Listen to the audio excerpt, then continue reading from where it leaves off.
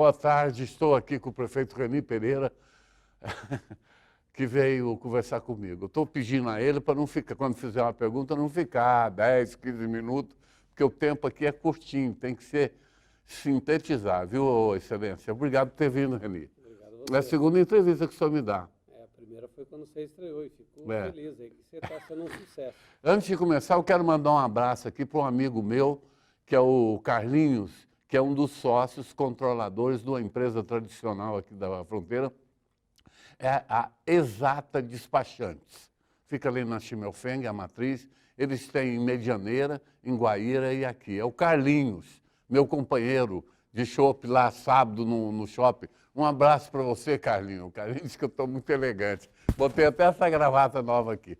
Bom, Reni, vamos conversar sobre várias coisas aqui hoje. Por exemplo, você, dias atrás aí, eu fico até imaginando se aquilo não foi uma jogada de marketing. Você, de repente, convocou a mídia e saiu com a história que ia cortar 90% dos cargos comissionados. Isso foi um fato. E todo mundo ficou de cabelo em pé, porque se há de convir, né? Cortar 90% de cargo comissionado numa prefeitura como Foz, nunca se viu isso antes. E foi para... aquilo começou a rodar e até hoje não se cortou, não. O que foi aqui? Que ideia você teve quando falou aquilo? Olha, na verdade não foi uma ideia. Eu mandei o projeto para a Câmara e deixei bem claro que eu preciso daí, inclusive ontem, um vereador, até o meu líder, falou, não, você pode. Eu falei, não, vocês sabem perfeitamente, se não cortar na lei, não existe espaço vazio. Você tem que cortar na lei. E aquilo que depende do prefeito eu já estou fazendo. Nós já extinguimos 4 secretarias e até o ano que vem vamos extinguir mais 4 secretarias. E o que nós queremos, e mandamos um projeto da Câmara, e tem que ser aprovado aí, na verdade, quando eu mandei o projeto para a Câmara, eu falei, olha, nós vamos fazer isso cortando a partir do ano que vem. Então, por que não corta agora? Eu falei, então é o seguinte, aprova a lei, e na lei está constando isso, até o final do ano nós cortamos 30%, e até a metade do ano que vem nós adequamos no 1%. Porque você estava falando, não, é só para a próxima legislatura? Não, vamos fazer agora nessa. Mas tem que aprovar na lei. E eu falo com conhecimento de causa, não é só eu que estou na prefeitura. Se você tiver o cargo na lei, não fica vazio, você imediatamente, pressão daqui, pressão dali, você é obrigado a preencher. Então, o que eu queria, e não foi jogado de marcha, está lá, mandei, estou esperando a aprovação da Câmara, e enquanto isso, aquilo que depende do prefeito, eu estou cortando. Tá bom. E outra coisa, só para complementar o assunto. Você extinguiu 4 secretarias, mas eu observei que, eu vou dar um exemplo, um secretário do Próprios Público, por exemplo, só pegou, ele não saiu da lá, ele foi transferido, ele é subsecretário de obra. Na verdade, o senhor tira de uma extinta e continua na máquina, noutra função, manda para outra secretaria, o caso do Juarez, né? Na verdade... Ele saiu dos Próprios Públicos, porque o senhor extinguiu, e mandou para a Secretaria de Obra, virou subsecretário de obra. Essa é uma tática? Não, ele virou diretor. Ele tinha o status de secretário, o salário baixou pela metade e o orçamento dessa. Tanto é que por que nós extinguimos? Muita gente diz, por que extinguiu? Porque eu precisava desse orçamento e esse orçamento nós estamos usando justamente para fazer a cobertura das escolas. Nós tivemos que, inclusive, quando eu extingui ela, o orçamento dela eu remanejei todo ele para essa... Estava inchado, né, Reni? Você há de convir que a sua administração estava com muita secretaria, próprios públicos. E mesmo assim, a minha estava com muitos e eu já tinha reduzido quando eu entrei, né? Quando eu entrei tinha mais, eu já tinha reduzido 1 a 6 e agora... eu me lembro que o Rari Daijó, o governo dele, ele governou com 15 secretarias. Mas eu, quando peguei, tinha mais de 20. Bom, vamos... Você tocou num ponto que eu ia também enfatizar, a questão do Porto Meira. Foi uma das maiores tragédias naturais da história do município, não foi, Reni? Foi. De que se tem, por tantas pessoas atingidas, foi a maior. Foi, não foi? Foi a maior. Sem vítimas fatais, mas danos materiais de alta monta. Com certeza foi a maior da história de Foz do Iguaçu. Foi a maior. Não se viu nada como aquilo. A mãe natureza ficou zangada. Como é que o senhor está administrando aquilo? Porque o senhor vive chorando que não tem dinheiro. É justamente isso. Nos prédios públicos, para você ter uma base... nós compramos 50 mil telhas, sem ter orçamento, imediatamente, 2, 3 dias depois, compramos 50 mil telhas. aproximadamente R$500 mil em telhas, fora 500 mil? R$500 mil. Onde você arrumou esse recurso? Não estava no orçamento? Justamente isso, por isso que eu extingui a secretaria, rapei todo o orçamento e remanejei. E pagou já, Regina? Já paguei, tive que pagar à vista porque eu comprei direto a Fago. Primeiro tem que pagar à vista para depois vir. E aí o Estado nos ajudou com 15 mil telhas. E agora estamos esperando ainda 100 mil telhas do governo federal, que está alegando que não tem dinheiro para mandar. E o total de telhas necessárias são quantas? Ali... o total, só que as pessoas vão se ajeitando, eles Sim, têm condições, agora a semana que vem começa o fundo. Mas nós estamos falando num teto de quanto? O total ali dava umas 600 mil telhas que ia precisar, por baixo, 600 Agora, mil não telhas. tem mais gente desagasalhada lá não, né? Não. Tem pessoas que ainda estão naquela, foi feito uma gambiarrinha e ainda não está definitivo. E a questão crucial também, que é o descarte do material, que esse é um grande problema também, os dejetos, né, das telhas que ficavam, isso está sendo trabalhado também? Está sendo trabalhado, nós fizemos um mutirão no último final de semana, inclusive algumas empresas de materiais de construção, Panorama, Districal e outras, franquearam os caminhões, nós tivemos quase 40 caminhões lá, e mesmo assim apenas 10%. E essa semana nós estamos contratando, porque também não posso ficar só no voluntariado, esses caminhões têm que trabalhar. Nós estamos contratando em torno de 15 caminhões e 2 máquinas para... tirar esse material. E mesmo assim vai demorar uns 2 meses. Porque o que acontece, Lucas? As pessoas colocam na frente da casa, você tira, daí o vizinho do lado vem e coloca. Sim. Então, nós já passamos, tem ruas lá que já foi passado 4 vezes, tirando e continua tudo na rua. Agora é época de eleição, os vereadores começam a ficar rebeldes, né? Quando o prefeito ganha a eleição, é uma festa só. Vai todo mundo lá. E, de repente, vai passando o tempo, quando falta 1 ano para a eleição, começa a rebeldia. Esse filme a gente conhece de cor e salteado. Passa sempre, toda época de eleição. Agora o senhor vai enfrentar, naturalmente, tem eleição ano que vem, né? Os partidos vão se lançar aí a sua sucessão. O senhor, isso preocupa o senhor lá dentro da Câmara, mas mesmo assim, o senhor ainda dos 15, o senhor tem 11 votos lá, né? Tá, então deixa eu só, se me permite não te corrigir, mas você é um dos melhores articulistas do Paraná. Eu acho que você tem uma visão crítica e isso que você falou não se aplica ao meu governo.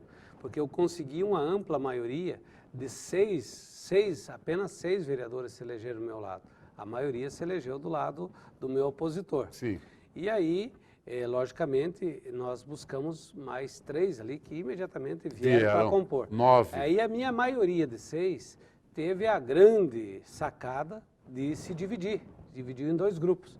Então, desde o início, eu tive dificuldade nessas composições, que aí nós tivemos que... com raras exceções, quase todos, tirando o Bobato, a Anícia, todo mundo em algum momento. Daí tu diz, mas por que isso? Porque o que acontece? E não vamos tapar o sol com a peneira. Eu elegi 6 vereadores, com mais 3 eu tinha a maioria. E ali a pouco o grupo de 6 se dividiu em 3. Sim. E 3 se juntou com 5 que ficaram na oposição. Sim. Aí formou 8. E aí começou desde o meu primeiro momento. Desde o primeiro momento. Tá bom. Houve sempre...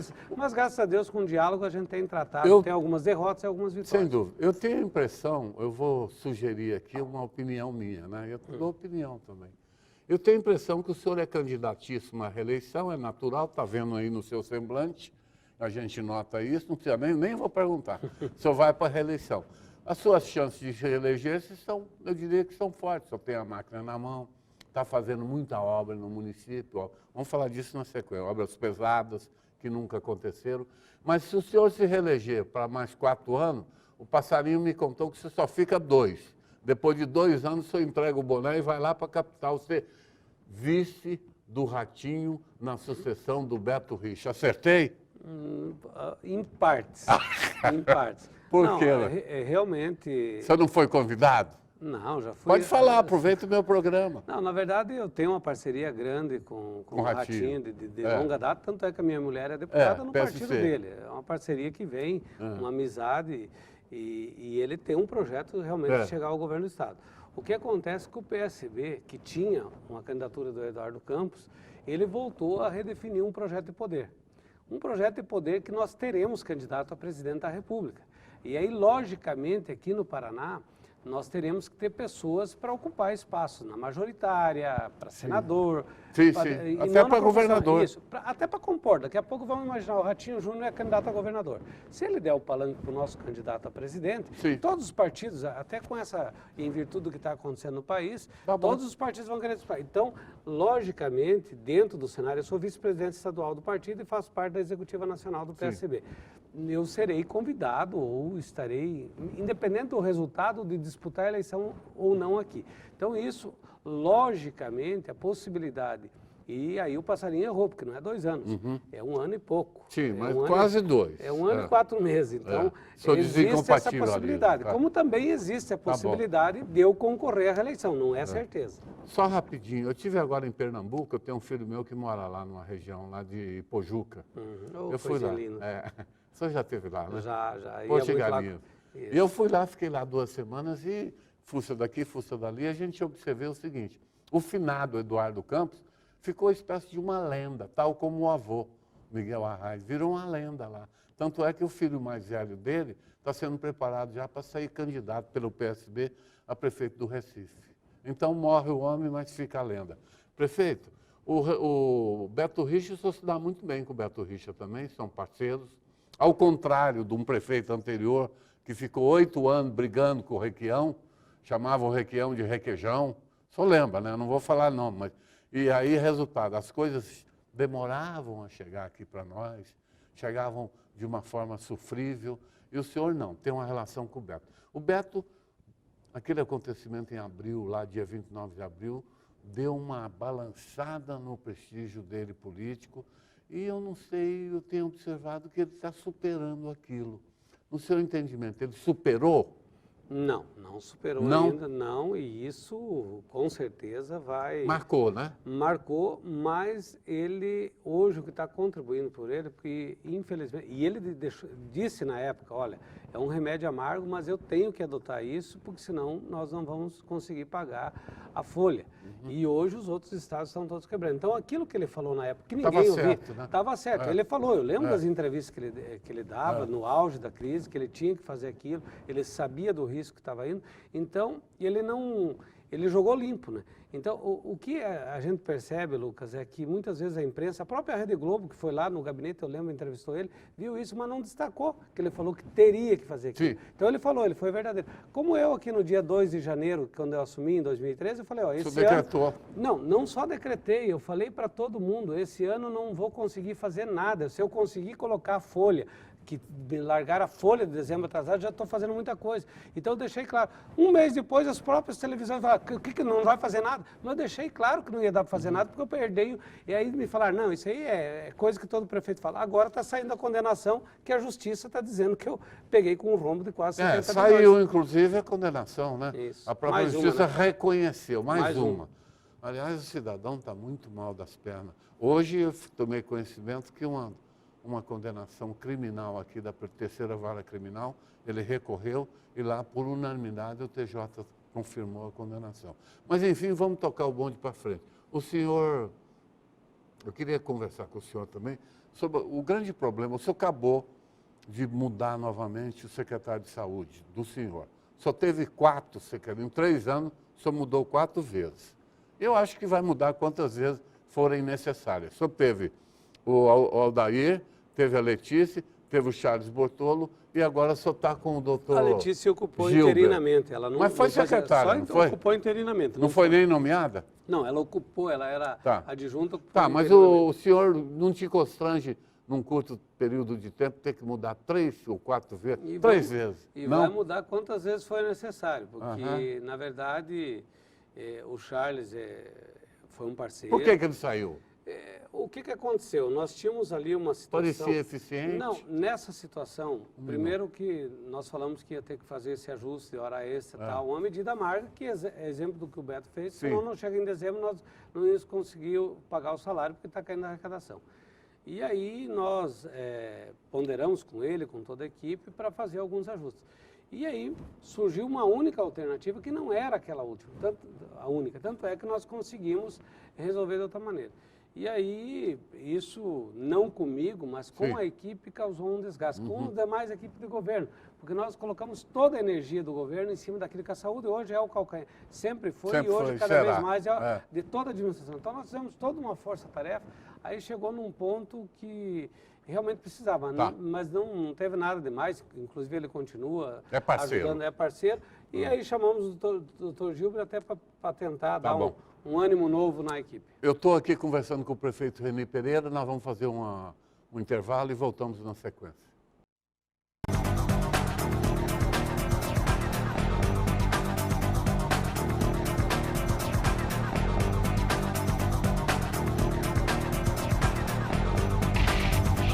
Está aqui, voltamos aqui conversar com o Reni Pereira. Reni, você está com uma campanha agora na mídia. Bom, ficou uma boa temporada sem gastar dinheiro com mídia, porque a juíza, aquele caso lá envolvendo o hospital, né? E aí, quando voltou, você está sendo generoso. Eu não sei os valores, mas enfim, está todo mundo participando. Mas é assim que a banda toca. No Brasil inteiro, quiçá no mundo inteiro, é assim que funciona. Os governantes têm uma verba para publicidade. É assim em todo canto. E agora o senhor está com uma campanha aí, enfatizando a saúde, né? E também obras. Vamos falar vamos compartimentar. Obras. O senhor, é fato que o senhor construiu muito asfalto? Escuta essa conversa aí, que eu fazer um comparativo com os 4 últimos prefeitos, metros quadrados, né? Só pode, eu te dou uma oportunidade para o senhor. Posso usar um minuto nessa? Pode. Só que antes, deixa eu te dizer, no primeiro ano não fiz mídia nenhuma porque estava moratória. No segundo ano não fiz porque não tinha agência. No terceiro ano, que é esse ano que nós estamos, fiz agora é meio do ano. Metade do ano. Então, talvez isso até corresponda. E essas obras estão acontecendo desde o ano passado. Tá bom. E a população da Vila C tem o direito de saber o que está saindo no Porto Meira, nos outros lugares da cidade. Quanto à tua pergunta de asfalto, nós queremos chegar até em meados do ano que vem com 1 milhão de metros quadrados de asfalto novo. Não é asfalto em cima de asfalto. 1 milhão? 1 milhão. Isso, provavelmente, se você somar as 4... Só tem hoje 320 mil metros. Não, hoje já está contratado, já está quase em 800 mil. Só que tem muitas coisas. Eu estou vindo agora de uma reunião na Caixa Econômica. Por exemplo, só de uma empresa de calçamento, que não é asfalto, calçamento que nós estamos fazendo, Jardim Veraneiro, Jardim Polônia, no Morenites, e todas as obras minhas, diferente de quem quer fazer obra só para ganhar voto, tem drenagem. Por exemplo, ali na Javier Coelber e lá agora na própria avenida aqui, Felipe Vancher, quase 40% do valor da obra está enterrado, é drenagem. Tem lugar ali que está dando 7 metros e vai acabar resolvendo o problema de São Luís. Então estão sendo obras para daqui 50 anos não dar problema no município. Se eu não pensasse na infraestrutura do município, eu estenderia muito mais, faria 40% mais asfalto. Mas estamos fazendo com a infraestrutura.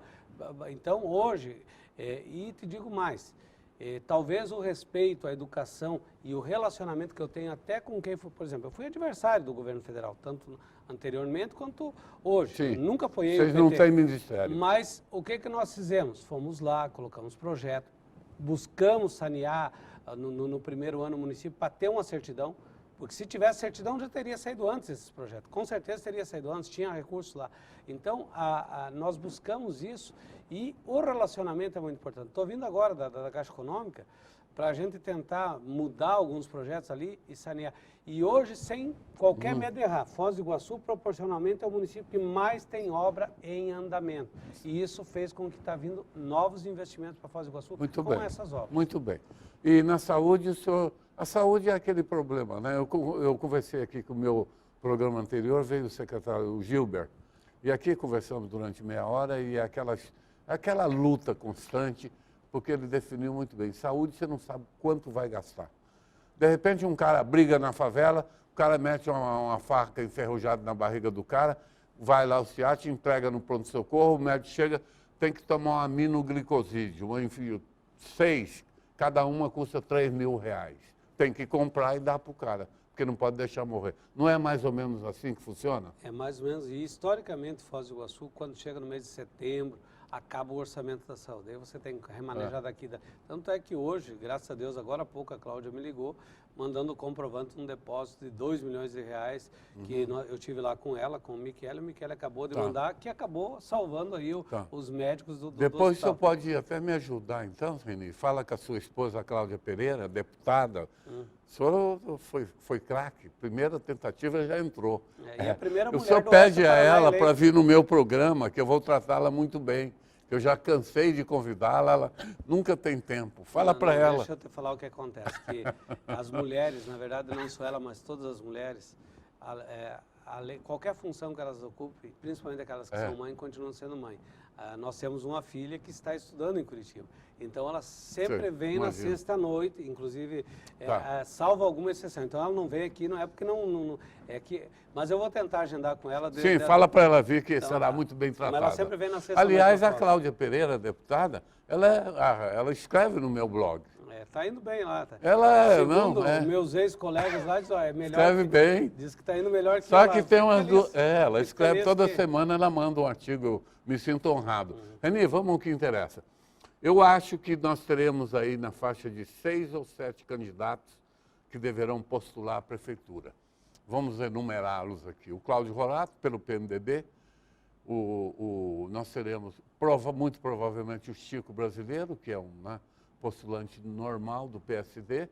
O senhor, que vai para a reeleição, eu já falei de 3. O PP pode soltar alguém, mas o PP, infelizmente, na fronteira, sempre foi incipiente, né? Ainda mais agora que houve ali a atual presidente deixou, entrou outra pessoa. Mas, enfim, consideramos que lance um.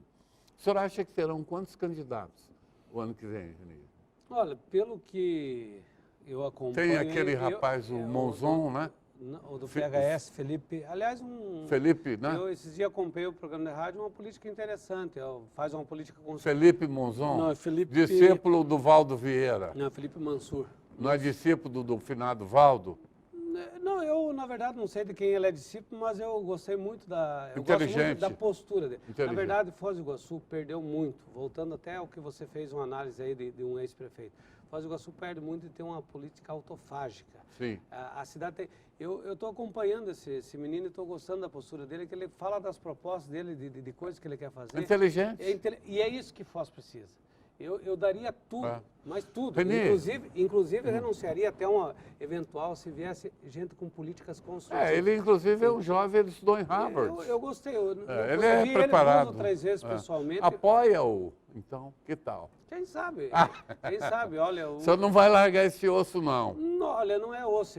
Por essa cidade, por alguém, para melhorar a cidade, fizemos qualquer Brincadeira, coisa. Reni, no bom sentido. Não, mas osso no bom sentido. É que ele não é muito conhecido. E ele tem um programa de rádio, eu escutei esse dia. Mas o senhor não respondeu. Vamos lá. Então nós temos uma meia dúzia, né? O Rede, me parece que vai ter uma candidatura. Rede? Mas quem seria o político do Rede na cidade? Já ouviu falar em alguém? Não, mas eles montaram. Agora que me comunicaram, o doutor Aiex, tem algum nome? Não seria ele o candidato, mas parece que tem... Ele já entrou no Rede? Parece que tem... já. Doutor Aiex? Já entrou no Rede. Esse é um grande candidato. Numa das eleições fez 300 votos para prefeito. Mas você não mede o candidato pelo número de votos, né? Tem candidato que faz 100 mil votos e depois anula tudo, porque a ficha suja, né? Não está na mesma coisa. Então, me diga então, acho que vai dar uns 5 ou 6 candidatos também. Mas eu acredito que quanto mais, melhor é o debate. E estou gostando dessas posturas novas. O que o senhor está achando dessa greve dos funcionários da Itaipu? Rapidinho, que nós já estamos caminhando para o final.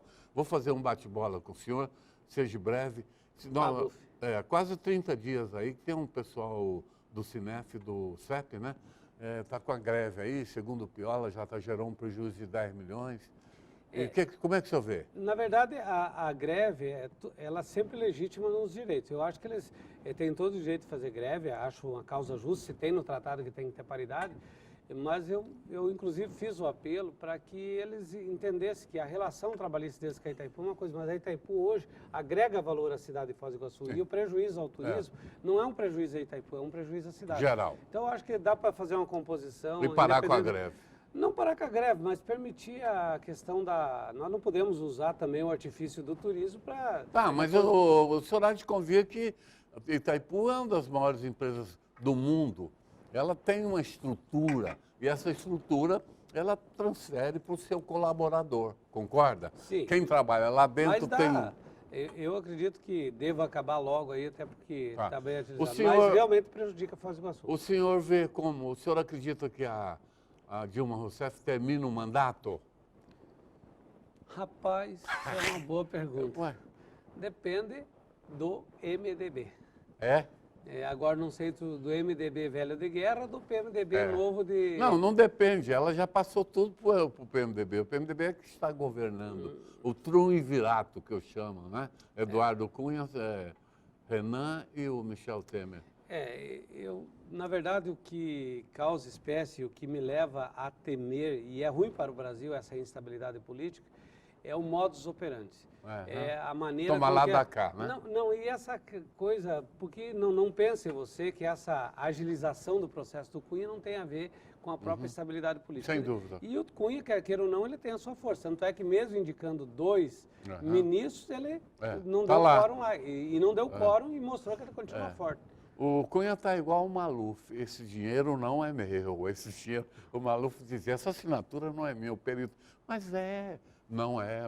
Mas enfim, Reni, você vai perder o seu líder agora na Câmara, o Homogêneo, ficou 2 anos com o senhor, vai se agregar à candidatura do Cláudio, natural isso. O senhor já tem um nome em mente para substituí-lo? Na verdade, estamos conversando com 3 pessoas. Edílio? Não, eu até... Pode falar, doutor. Tem 3 ainda. O Edílio é um deles. Nós estamos conversando com 3 e respeitamos. O Homogêneo ajudou muito, foi um excelente. E soube separar as coisas. Tanto é que o PMDB não me apoiou na eleição. Sim. Ele veio falando, olha, e depois que o Horácio veio, falou, nós teremos candidatura, e eu entendi isso. Sim. Essa diferença que faz da minha política para outros. Eu não faço política com estômago. Sim. Eu faço com a razoabilidade e respeito as pessoas. Respeito o PT, que tem um projeto de candidatura própria, o PP. Então, eu acho natural. E aí, quando ele entregar, vamos colocar... Não tenha dúvida, o senhor sabe fazer política. Tem alguns bons exemplos. Pegou a esposa, botou lá na Assembleia. Conheço gente aqui que tentou 5, 6, 8 vezes, não conseguiu. Reni, chegamos ao final, uma pena, o tempo aqui é exprimido. Eu quero agradecer ao senhor por ter vindo, viu? E cumprimentá-lo pelas suas realizações, a gente acompanha. E não há por que dizer que você está fazendo coisa assim. A gente tem que entender o óbvio. Está aí na cara da gente, eu ando pela cidade e vejo. Tem muita coisa acontecendo. Fique à vontade para se despedir. Obrigado, eu acho que tem que te dar mais tempo aqui para a gente poder dar mais entrevista, mas eu quero agradecer e dizer que aquilo que era o compromisso do desenvolvimento da cidade está acontecendo. Nós temos hoje uma permanência maior do turista na cidade, veio o Museu de Cera para cá porque nós fomos lá buscar o investimento. O Marco das Três Fronteiras vai garantir mais um dia de permanência do turista. As obras de infraestrutura que nós estamos fazendo em todos os bairros da cidade está valorizando a cidade como um todo. A primeira vez em 100 anos que nós ficamos acima de todas as cidades do Paraná, 18% de valorização imobiliária, o dobro de Curitiba. Quer dizer, isso valoriza a autoestima da cidade e está trazendo investimento. Só não vê quem não quer. Agora, numa eleição que eu disputei e ganhei com um pouco mais de 50%, é natural que, principalmente, os formadores de opinião, os poderosos, a Rede Globo, que fez a maior fraude de Ibope do Brasil aqui em Foz do Iguaçu, que eles não iam se acomodar. E eu entendo isso como naturalidade, faz parte do jogo isso. Agora, a minha consciência está tranquila. Eu estou andando nos bairros e, graças a Deus, sem campanha publicitária, que agora que está começando as campanhas para demonstrar, a população já está enxergando as obras. Tá bom. Reni, muito obrigado. Obrigado aos senhores que nos assistiram e volto para a semana.